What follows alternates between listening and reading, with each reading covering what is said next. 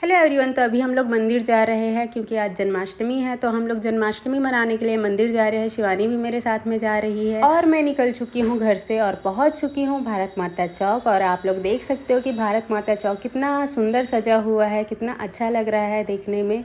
और फाइनली मैं पहुँच गई जयस्तंभ चौक कृष्ण मंदिर में और अब मैं जा रही हूँ मंदिर के अंदर। और मैंने चप्पल उतार दिए है। चप्पल मैं ऐसे ही साइड में रख दी हूँ, मैंने छुपा के नहीं रखा है। लोगों का कहना है कि चप्पल मंदिर में चोरी हो जाते हैं, लेकिन मेरा चप्पल तो कभी भी चोरी नहीं हुआ, इसलिए मैं साइड में ही रख दी। और फिर प्रवेश द्वार में मैंने माथा टेका और फिर मैं अंदर चली गई कृष्ण भगवान जी के पास। मैं अपने साथ लेकर के आई थी नारियल और एक डिब्बा मिठाई चढ़ावे के लिए और उसे मैंने पंडित जी को दी और पंडित जी उसे भगवान पे चढ़ाए। और कृष्ण जी के सामने माथा टेक करके प्रसाद लेकर के मैं साइड में जा करके बैठ गई क्योंकि मंदिर में बहुत भीड़ थी, तो मैं साइड में जा करके बैठ गई। थोड़ी देर वहाँ पे बैठने के बाद मैं चली गई पूरे मंदिर के दर्शन करने के लिए। और फिर मैंने घंटी बजाई और फिर शिवानी भी घंटी बजाई और वो भी खुश हो गई। फिर मैंने सभी देवी देवताओं के सामने माथा टेके और प्रणाम किया।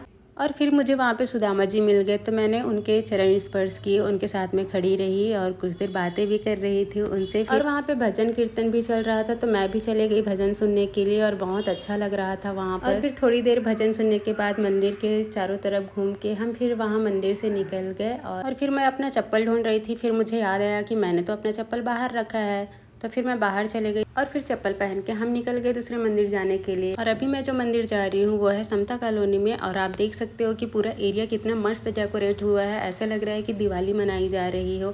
और कृष्ण जन्माष्टमी भी दिवाली से कम नहीं है, तो बहुत सुंदर लग रहा है यहाँ की सजावट। पूरा एरिया ही जगमगा रहा है, पूरा गली, सबके घर पे लाइट्स लगी हुई है, तो बहुत ही सुंदर लग रहा है यहाँ का नजारा। और फिर हम लोग फाइनली मंदिर पहुँच गए हैं, तो हमने गाड़ी खड़ा की और फिर देखा कि शिवानी तो सो गई थी, तो शिवानी को मैं उठाई और फिर हम लोग मंदिर के अंदर जाने लगे। और मंदिर में इतनी अच्छी सजावट हुई थी कि उसको देख के तो मेरा मन प्रसन्न हो गया। ऐसा लग रहा था कि मैं जन्नत पहुंच गई हूँ, जन्नत में आ गई हूँ। बहुत ही सुंदर डेकोरेशन हुआ है यहाँ पे और बहुत ही प्यारा लग रहा है। मैं आगे बढ़ने लगी, फिर मैं आगे गई तो मैंने देखा कि एक बच्चा कृष्ण भगवान के रूप में वहाँ पे खड़ा हुआ है, तो मैं उसके पास चले गई और मैंने उनके चरण स्पर्श किए। और फिर मैं शिव मंदिर के पास गई, शिवलिंग के पास में मैंने वहाँ पे मत्था टेका। और यहाँ पे भी इतनी सुंदर सजावट हुई थी कि मैं आपको क्या ही बताऊँ, आप खुद ही देख सकते हो, बहुत सुंदर ही डेकोरेशन हुआ है यहाँ का। तो यहाँ पे मैंने और शिवानी ने माथा टेके प्रार्थना की और फिर इसके बाद हम लोग कृष्ण जी की मूर्ति की ओर बढ़ने लग गए। और यहाँ पे दोस्तों आप लोग देख सकते हो कि बहुत ही सुंदर कृष्ण जी की लीलाओं का प्रदर्शन किया गया है। उनके जीवन से लेकर के उन्होंने जितनी भी लीलाएं की है उन सब का प्रदर्शन किया गया है और बहुत ही सुंदर तरीके से दर्शाया गया है।